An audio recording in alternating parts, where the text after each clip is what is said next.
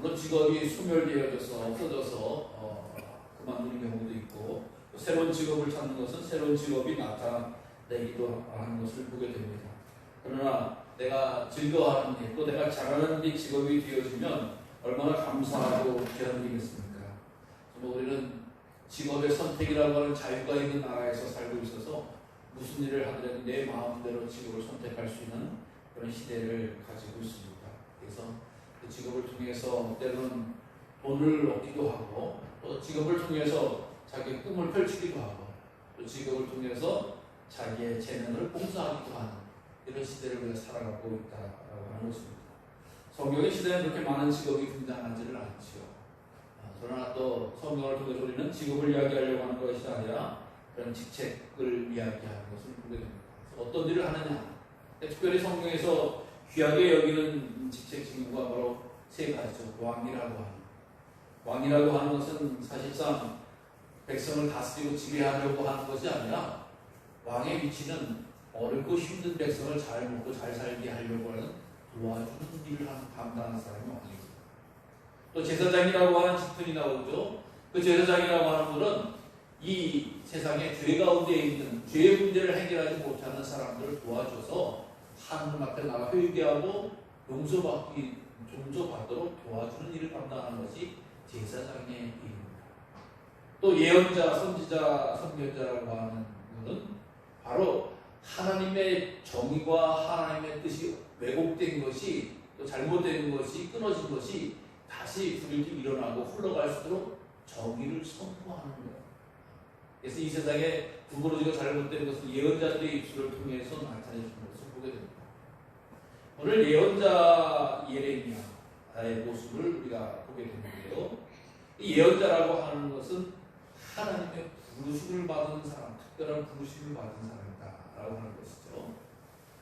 아까도 얘기했지만 왕은 세습이 됩니다. 즉 아버지가 왕이면 그 중 왕자 중에서 왕이 되어지는 것이 당연한 거고, 제사장도 마찬가지예요. 아버지가 아론 예언을 통해서 나타나면 나의 그 피를 받아서 왕 제사장의 역할을 감당하게 됩니다. 근데 예언자는 내가 하고 싶어서 할 수 있는 것도 아니고, 아버지가 예언자이기 때문에 할 수 있는 것도 아닙니다. 하나님께서 특별히 불러서 세우셔서 쓰는 사람을 바로 예언자, 선지자라고 이야기하는 거예요. 근데 예언자의 특징이 뭐냐? 우리는 예언자라고 하면은 내가 궁금한 것을 맞춰주는 사람을 예언자라고 하는 생각을 많이 갖고 있습니다. 저 사람이 예언 잘한다 라고 하면은 거기 가서 땅을 언제 사야 될지 팔아야 될지, 결혼을 언제 해야 될지 말아야 될지, 뭐 투기를 해야 될지 말아야 될지, 그런 걸 묻는 건 예언이 성경적인 예언이 아니죠. 예언자는 하나님께서 이 세상에 잘못되고 왜곡된 정의와 공의와 또 죄악을 고발하는 거예요. 선포하는 거예요. 그렇기 때문에 예언자들이 활동할 때 예언자들은 그 활동하는 것이 사실상 좋거나 인정받거나 칭찬받는 위치에 있지 않다라고 하는 거예요. 그래서 다들 박수 받고 싶어하고 칭찬 듣기 싫어하지, 권력 있는 왕에게 지적질 당하고 또 많은 백성에게 거부당하는 일을 감당하는 것이 사실상 쉬운 일이 아니고 하고 싶은 일이 아니에요. 오늘 그 예언자의 길을 가고 있는 예레미야의 고충과 고통이 오늘 나타나고 있는 말씀으로 귀한 말씀이다 라는 것입니다. 예언자는 예레미야는 예수님께서 오시기 약 600년 전에 예루살렘에서 그 일을 감당하셨던 분입니다. 그 당시에는 바벨론이라고 하는 나라가 뜨기 시작을 했어요. 오늘도 마찬가지고 요즘도 마찬가지지만 한 나라가 뜨면 그 나라가 다른 나라에 영향을 미칩니다. 과거에는 영향을 미칠 정도가 아니라 다른 나라를 공격해서 백성을 빼앗기도 하고 땅을 탈취하기도 하는 것입니다. 바벨론이라고 하는 나라가 권력을 가지고 힘을 키우다 보니까 점점 뻗어나가야 되고, 마치 그 근방에 있던 이 이스라엘을 공격하고 또 파괴하고 또 빼앗으려고 하는 일이 닥쳐나가게 되어지는 위태로운 순간을 맞이하게 되는 겁니다. 그러니까 이 예레미야가 활동했던 예루살렘, 또 나라명으로 이야기하는 남나라고 하는 나라에 바벨론이라고 하는 나라가 침공하게 되어진다, 침략하게 되어진다라고 합니다. 그때 이스라엘 백성된 사람들에게 나타나서 하나님의 주신 말씀을 선포한 사람이 예레미야. 예레미야가 뭘 선포했느냐? 우리나라 망한다. 나라 망하는데 살아계신 하나님이 너희들을 안 도와주더라. 안 도와주고 망하는데 왜 망하느냐? 너희는 우상 숭배를 섬겨 하나님을 떠났기 때문이다 라고 선포하는 거예요. 여러분, 대한민국 망한대요. 대한민국 뭐 일본이나 중국이나 러시아에 침략해서 망한대라고 떠들고 다니면 저거 미친 사람 아니야? 저거 내쫓아야 되는 사람 아니야? 저 감옥에 가야 되는 거 아니야? 막 이런 식으로 생각하는 것과도 비슷한 상황일 수도 있는 거예요. 자기 나라에 망한다라고 하는 것이.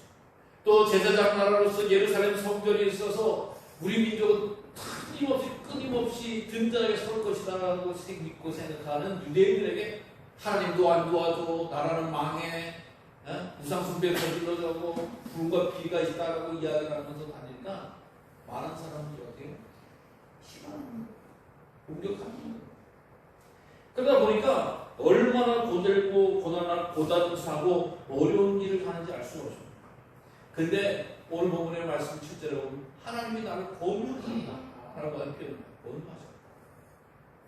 누가 그것 좀 잡수어 말고 권유했다라고 하는 표현도 씁니다만은 그 정도의 말씀이 아니라 여기 하나님 때문에 좋은 말로 권유라고 하는 표현을 썼는데 원어를 찾아가 보면 실질적으로는 하나님이 나를 꼬셨다.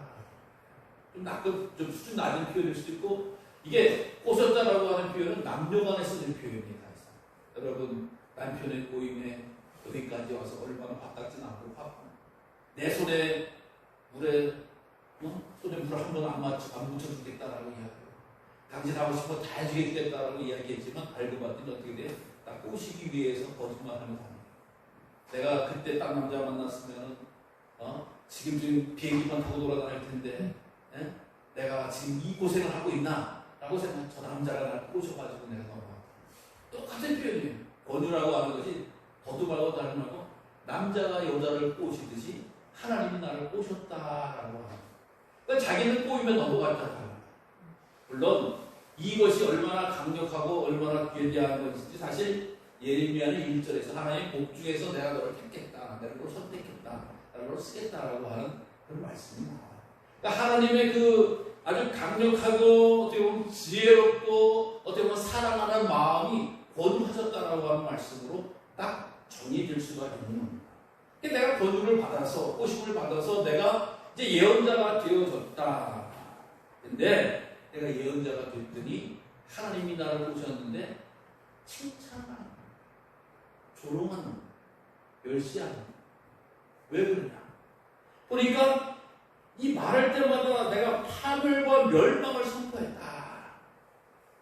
이 나라 망한다라고 선포하고 회사를 보면은 위기에서 망할 거예요. 국내로 이 동네 망할 거예요. 이 직장 망할 거예요. 그 따위들을 떠들고 돌아다니니까 주변에 있는 사람들이 다 어떻게 보면 저거 문제가 있다.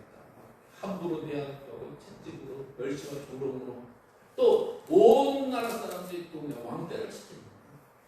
여러분 우리 동네에서 만약에 동네 사람들이 듣기 싫어하는 소리 떠들고 다니면 어떻게 해요? 아이 저 사람 왕따시켜 보포적하고 말을 것도 말도 안 하고 문 쾅쾅 닫고 이런 거 아니겠습니까? 그러니까 민족적으로 지금 예레미야는 그 일을 당하고 있다라고 합니다. 하나님이 하라고 해서 하나님의 일을 감당하라고 해서 했는데 오히려 조롱 멸시를 당하고 있다. 여러분 이게 예레미야만의 일인가요? 사실 그게 아니거든요. 예레미야 일만이 아니라 이 노아와 같이 멸망할 것이다. 하나님 물로 심판할 것이다. 방주 만들 때 100년 동안 만들 때 많은 사람들이 조롱했어요. 하나님 소돔과 고모라를 불로 심판할 거다라고 이야기하니까 사회들은 농담으로 여겼다라고 이야기했어요. 하나님의 말씀이 뚝딱 하고 바로 이어지고 바로 역사하고 바로 나타나는 경우도 있지만 때를 따라서 기회를 따라서 시간과 장소를 따라서 이게 하나님은 때라고 하는 거죠. 카이로스라는 거. 하나님이 역사하실 때가 있는 거예요. 때가 되면 하는 거예요. 그러니까 그때 알려준 말씀을 가지고 선포하려는데 그 선포하는 것이 바로 다른 사람들에게서는 조롱과 멸시를 당하는 나의 모습. 그러니까 이 예레미야는 얼마나 마음이 아프겠어요. 나라가 멸망해서 그것을 선포하고 다니는데 사람들이 조롱하고 멸시. 이거 망할 준비를 잘 해야 되는데. 그러니까 예레미야는 눈물의 예언자예요. 오늘 그림에서 보면 이렇게 주보에 그려도 눈물을 내는 그림이 있잖아요. 예언자의 이 예레미야의 특징 아니겠어요? 눈물일 수밖에 없지 않겠어요? 자기가 섬기는 나라가 멸망하고 성전이 파괴될 것을 보게 되어지는 그 마음. 눈물 날 수밖에 없는 거예요. 그래서 아이씨 나도 이제 하나님 말씀 안전해 라고 하는 생각을 하고 있었어요. 그래서 하지 않았어요. 근데 하나님 말씀 사람들 칭찬하지 않고 사랑하지 않고 존경하지 않는다고 말씀을 전하지 않으니까 무슨 자단이 나냐? 가슴에 불이 나서 나의 마음이 불 붙는 것 같아서 이상해요. 말을 했어야 되는데 전하지 않는데 마음에 불이 나는 거 가슴에 불이 나는 거예요. 하나님이 주신 말씀을 전하지 않으니까 마음에 불이 나는 거예요. 여러분 이게 예언자의 숙명이에요. 말을 얼마나 멸시쳤는데 조롱을 당했으면 말하지 않으려고 딱 입을 닫았더니 가슴에 불이 나는 거예요. 차라리 매를 맞던 멸시를 당하는 조롱을 말을 하지 않지 가슴에 불을 품고 어떻게 삽니까? 여러분 사도 바울이 전주님의 말씀을 전하지 않으면 내게 화로다. 여러분 이 심장이 바로 우리 그리스도인의 심장이 되어야 될 줄로 믿으시기 바랍니다. 하나님이 우리를 사랑하신대, 하나님 나를 구원하셨대, 하나님 나를 천국 가게 하신대라고 하는 사실을 귀한 비밀의 말씀 내게 알려주셨는데 그 말을 전하지 않으면 목사인 사람, 목사만 가슴에 불이 나는 게 아니라 우리 믿음의 자녀들도 제사장으로 예언자로 왕 같은 제사장으로 불러도 우리 모두도 가슴에 불이 나야 됩니다. 주님께서 믿음의 자녀들에게 특별히 알려주신 말씀들이 있죠. 교회 안 다니면은 신앙생활 하지 않으면 세상에 박사가 되든 박사를 박사 메달을 몇 개를 따고 있던 간에 주의 진리의 말씀을 모르는 거 있잖아요. 우리는 것을 들어서 안단 말이죠. 목사님께서 하나님께서 설교 말씀을 통해서 성경 말씀 찬송을 통해서 이게 하나님의 그 놀라운 비밀의 말씀을 알려주고 이 말씀을 가슴에만 담아두면 화가 되는 거예요. 입술로 때로는 멸시를 당하고 때로는 뭐 에베레미야서의 말씀처럼 하나님의 말씀을 전하고 또 보다 보니까 자기를 공격하는 사람이 고소하는 사람이 나타납니다. 여러분 고소라고 하는 거 함부로 할 게 아니잖아요. 고발도 마찬가지죠. 고소고발을 해서 잘하는 사람도 있더구만 참 일평소에 한 번에도 고소고발 관계에 안 맺히는 게 참 좋잖아요. 그러니까 하나님의 말씀을 행하고 하니까 고소하는 일들이 자꾸 생겨나고 심지어 가장 친한 것도 내가 실족하고 실수하기를 기다려서 고소하려고 하더라. 이것은 뭐예요? 하나님의 말씀을 지키고 하나님의 말씀을 전하려고 하다 보니까 끊임없이 공격하는 영적 전쟁이 생깁니다.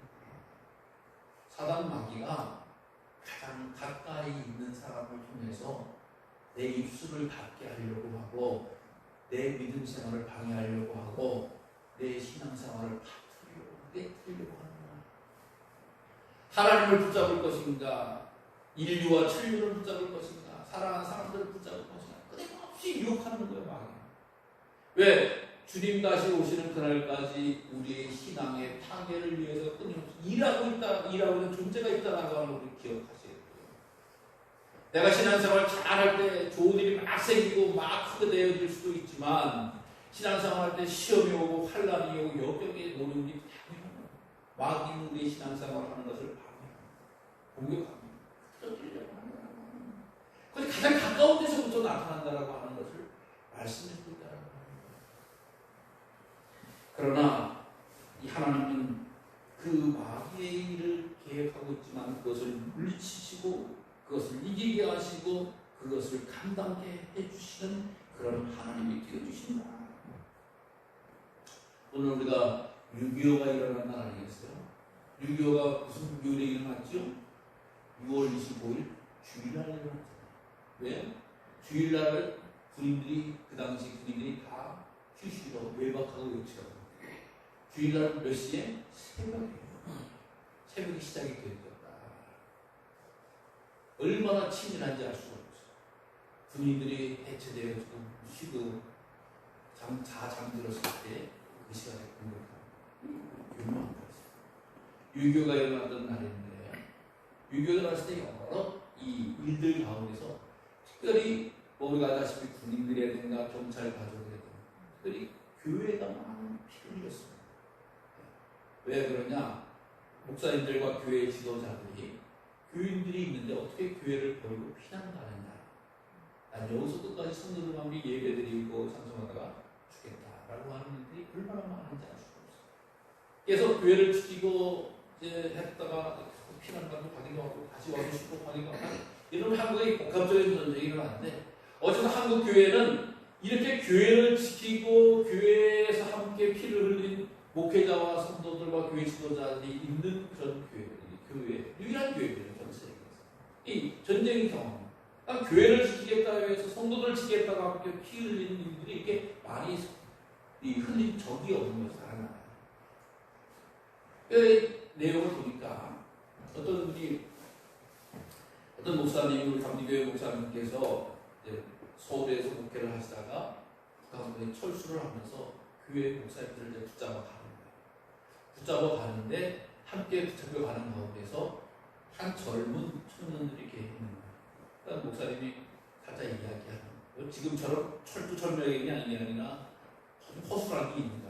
그러니까 젊은이 내가 언제쯤 보니까 허술하네. 내가 그때 공산군 인민군의 그 시선을 유혹할 테니까 당신은 그때를 타서 도망가라. 가르쳐주는 거예요, 목사님. 난 어느 교회 목사님인데 내가 이렇게 해줄 테니까 도망가라. 그래가지고 정말 그렇게 목사님의 계획대로 목사님의 시선을 끈 채 이 북으로 끌려가던 젊은이가 도망을 쳤어요. 도망을 쳐가지고 그가 군대에 들어가가지고 육군이 되어가지고 국군이 되어가지고 전쟁이 끝날 때까지 살아서 나라를 지키는데 의희를 다해요. 되고 나서 알고 봤더니 그 목사님이 얼마나 감사해요. 그 목사님을 알고 봤더니 북한에 그대로 끌려가셔서 돌아갔다, 순교하셨다라고 하는 그런 소식을 듣게 됩니다.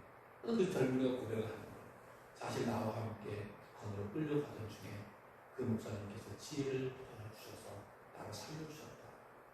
그리고 나는 이렇게 군인이 돼서 이렇게 해서 이 전쟁의 끝 모습을 봤다라고 하는 그런 간증은 그 목사님의 희생이 아니었으면 나는 절대 살아날 수 없었다라고 하는 이야기를 하는 것을 보여줍니다.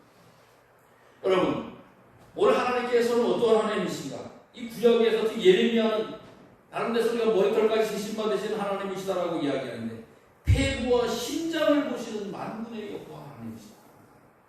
더 깊숙한 거 아니겠습니까? 완전한 것을 우리의 속 사람을 속마음을 알고 기억하시고 함께하시고 그리고 또 하나님께서 말씀을 증거하고 또 선포할 때 이게 대적했던 사람들을 보호하신다는 거 심판하신다. 놀라운 말씀입니다. 그러니까 하나님의 일을 대적했던 사람들이 복을 받을 수도 없다라고 하는 것을 이야기합니다. 하나님의 일에 대해서 방해하고 하는 것은 하나님이 보복하신다라고 하는 말씀입니다. 엄청난 말씀입니다. 그러니까 내가 내 생각할 때 예레미야 입장이니까 내가 예언자로서 부름받아서 쓰임받아서 살 때 얼마나 괴로워서 때려치려고 하고 막 포기하려고 하는데 그냥 그 말씀을 나와가지고 불같은 가슴이 뜨거워서 정말하는데 끊임없이 나를 고발하려고 고소하려고 너 도전하고 도전하지만 결국 하나님께서 모든 것을 아셔서 의로운 사람을 심판하시고 의로운 사람을 구원해주시고 악인들은 심판하시고 또 정죄하신다라고 하는 것을 나는 이 하나님을 찬양하라. 여호와를 노래하라. 여호와를 찬양하라. 이 고백을 우리에게 해주신다. 여러분 우리가 살아가다 보면 하나님보다 사람이 더 가까이 있습니다. 우리가 살아가다 보면 하나님보다 일가 친척 형제 자매가 가까이 있습니다. 그들 때문에 때로는 주님의 말씀에 순종하려 주저할 때가 있습니다. 포기할 때가 있습니다. 또 좋은 게 좋은 거라고 주저하면서 합리화시킬 때가 얼마나 많은지 알죠. 그러나 우리의 믿음의 눈을 떠서 예언자적인 시각과 믿음의 다시가 회복해야 됩니다. 끊임없이 주의 말씀을 증거하고 주의 말씀을 지켜 행하는 것이 가장 복되고 귀한 것입니다. 주님을 위해서 피를 흘리냐, 주님을 위해서 희생하였냐, 주님을 위해서 헌신하느냐, 주님을 위해서 어떤 모습의 모양을 하느냐, 하나님께 찬양 돌릴 만한 제목과 은혜가 사랑이 넘치게 될 것이다. 예레미야의 고백과 간증이 오늘 우리에게 필요한 줄로 믿으시기 바랍니다. 여러분, 하나님의 부르심을 받은 사람은 절대 포기하지 않았어요. 모세와 같은 사람은 불꽃 돌기에서 떨기나무 불꽃에서 부름 받았을 때에 그 애굽의 왕에게 가서 이를 주저했잖아요. 난 말을 못했는데 주저했지만 하나님께서 함께 준다라고 하는 목숨을 걸고 왕궁에 들어가서 이스라엘 민족을 내놓으라고 하는 거예요. 어디 왕을 누가 함부로 만납니까? 우리가 지금 맘 먹는다고 지금 아무리 세상이 좋아졌다고 대통령을 만날 수가 있습니까? 국회의원을 쉽게 만날 수가 있습니다. 이 수천 년 전에는 왕 앞에 나타나가지고 백성을 내놓으라고 하는 자기 목숨을 위한 게 아니라 하나님의 뜻에 순종하기 위한 것입니다. 그러니까 하나님을 두려워하고 하나님 앞에 엎드렸을 때 하나님이 도와주셔서 하나님의 역사를 감당하는 그런 인생들이 되어지는 것이 바로 성경의 말씀이었다라고 하는 것을 보여드리죠. 오늘도 살아가는 동안에 하나님 끊임없이 우리에게 거룩하고 복되고 온전하기 위해서 하나님께서 예언자의 길로 우리를 초대하고 초청하고 계신 줄로 믿으시기 바랍니다. 주께서 주신 주님의 말씀, 주님의 뜻을 우리는 다 알고, 세상 사람들은 몰라요. 아무리 교회 옆집에 살아도 교회 담벼락에서도 찬송을 들어서도 주님의 마음을, 주의 뜻을 알 수가 없습니다. 그러나 이 절에서 들어와서 기도하고 찬송하고 예배하고 또 헌신하는 사람들이 주님께서 어떻게 하면 거룩하고 온전하고 복되게 살까 알려주신 말씀들을 듣고 순종하고 지키고 행하게 되어진다고 하면 찬양하는 일만, 감사한 일만, 영광을 돌리는 일만 생기게 되어진 복을 누린다라고 하는 사실을 반드시 기억하십니다. 오늘도 우리에게 예언자의 길로 가기 위해서 결단하시고 힘내시고 또 용기를 내시고 은혜를 입는 우리 모두가 되어져서 하늘나라의 복을 누리는 믿음의 자손이 되시기를 간절히 주님의 이름으로 축원합니다. 기도하겠습니다. 거룩하신 아버지 하나님, 우리에게 귀한 은혜와 사랑을 베풀어 주셔서